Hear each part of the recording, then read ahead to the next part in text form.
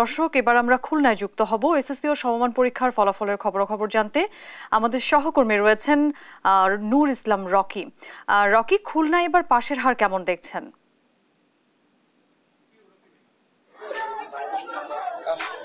ধন্যবাদ অরিন। আসলে খুলনার যে শিক্ষাপ্রতিষ্ঠানগুলোতে এসএসসির রেজাল্ট দিবে সেই স্কুলগুলোতে কিন্তু অভিভাবকরা তারা তাদের অবস্থান নিশ্চিত করেছে। তারা তাদের ছেলে মেয়ে সবাইকে নিয়ে এসেছে রেজাল্টের জন্য। একটা উৎসবমুখর পরিবেশ কিন্তু আসলে বিরাজ করছে।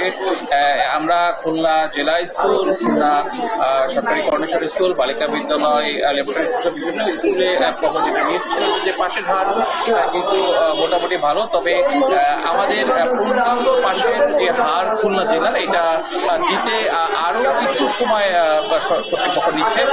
আমরা আপনাদেরকে একটু জানিয়ে রাখি যে খুলনায় এই বছর কিন্তু পরীক্ষা দিয়েছে 29,545 জন শিক্ষার্থী। দাখিলের কেন্দ্র এবং ভোকেশনালে ছিল 11টি। আমরা একটু কথা বলবো একজন শিক্ষার্থীর সাথে যে তার ফলাফল জিপিএ 5 কেমন লাগছে। জিপিএ 5 পেয়ে একটু অনেক ভালো লাগছে, আসলে বলে প্রকাশ করতে পারবো না। আলহামদুলিল্লাহ, এত খুশি লাগতেছে, আর বাবা মার মুখে হাসি তো খুশি তো লাগবে সবসময়।